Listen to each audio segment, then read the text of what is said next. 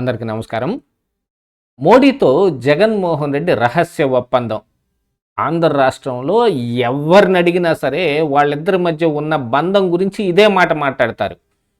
ఇప్పుడు కూటమిలో ఈ బీజేపీ, జనసేన, టీడీపీ కలిసి ఉన్నప్పటికీ కూడా బీజేపీలో ఎస్పెషల్లీ మోడీ, అమిత్ షాలు మాత్రం జగన్మోహన్ రెడ్డికి బాగా అనుకూలంగా ఉంటారు. ఇంకా ఆంధ్ర రాష్ట్రంలో ఇదే తరహా నడుస్తూనే ఉంది. ఇప్పుడు జగన్మోహన్ రెడ్డి చేసే పనులు కూడా ఆల్మోస్ట్ అలాగనే కనిపిస్తూ ఉన్నాయి. అంటే జగన్మోహన్ రెడ్డికి ఇప్పుడు కేంద్రంలో ఉన్న బీజేపీ యొక్క ప్రాపకం చాలా అవసరం. కేసుల్లో నుంచి ఆయన బయటపడటానికి కానీ, ఎస్పెషల్లీ వివేకానంద రెడ్డి కేసులో ఆయన పేరు రాకుండా ఉండటం కోసం ఎన్ని రకాల ప్రయత్నాలు చేయాలో అన్ని రకాల ప్రయత్నాలు చేసుకుంటున్నట్టుగానే కనపడుతోంది. ఎందుకంటే సిబిఐ మొన్న సుప్రీంకోర్టులో ఇచ్చిన దాని ప్రకారంగా చూస్తే ఇందులో దర్యాప్తు పూర్తయిపోయింది అని అనగానే వెంటనే మళ్ళీ నేను ఇందాక చెప్పిన మోడీ, జగన్మోహన్ రెడ్డిల రహస్య ఒప్పందం అనేదాకే మళ్ళీ పరిస్థితి వచ్చింది. మరి ఇక్కడ వైస్ ప్రెసిడెంట్ ఎన్నిక జరుగుతుంటే జగన్మోహన్ రెడ్డి యొక్క అవసరం బీజేపీకి లేకపోయినప్పటికీ, కూటమికి, ఎన్డీఏ కూటమికి అసలు లేకపోయినప్పటికీ కూడా జగన్మోహన్ రెడ్డి తన మద్దతుని మరి ఎన్డీఏ కూటమి అభ్యర్థికే ప్రకటిస్తూ ఉన్నాడు. సరే, వాళ్ళు కూడా చట్టసభలో ఉన్నారు కాబట్టి వాళ్ళకి నచ్చిన వాళ్ళకి ఓటేసుకునే అవకాశం ఉంది.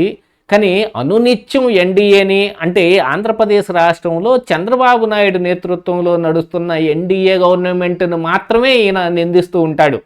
కేంద్రంలో మోడీ ఆధ్వర్యంలో నడుస్తున్న ఎన్డీఏ గవర్నమెంట్ని మాత్రం ఏమీ అండవు. ఎందుకంటే మోడీతో ఈయనకున్న రహస్య ఒప్పందం అనేది ఇక్కడ చాలా బాగా ఎస్టాబ్లిష్ అయ్యేటట్టుగా జగన్మోహన్ రెడ్డి కూడా ప్రవర్తిస్తూ ఉంటాడు.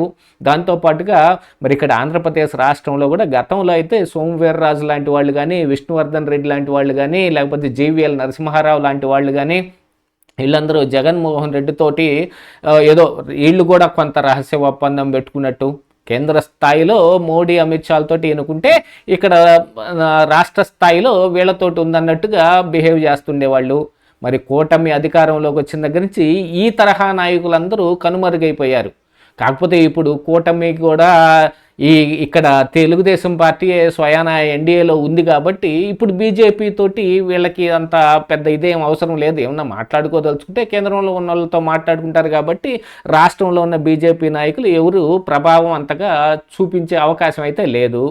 కాకపోతే జగన్మోహన్ రెడ్డి యొక్క ఇప్పుడు నడుస్తున్న ఈ విధానం మాత్రం చూసామంటే కేంద్రంలో ఉన్న బీజేపీ తోటి బాగా అంట కాగాలి. కేసుల విషయంలో కావచ్చు, లేకపోతే రేపు ఇంకేదైనా సహాయ సహకారాలు అవసరమైనప్పుడు కావచ్చు, బీజేపీ నుంచి తాను ఏం పొందగలుగుతాడో వాటన్నిటిని పొందటానికి ఆయన కావాలంటే రాహుల్ గాంధీని కూడా ఏ ఓటు చోరీ మీద అయితే, ఏ ఈవీఎంల మీద అయితే జగన్మోహన్ రెడ్డి నింద వేస్తూ ఉన్నాడో అదే రాగాన్ని పలుకుతున్న రాహుల్ గాంధీని కూడా ఈయన విమర్శిస్తాడు. దానికి గల కారణం ఏంటంటే మళ్ళీ మోడీ యొక్క ప్రాపకం అనే చెప్పుకుంటారు.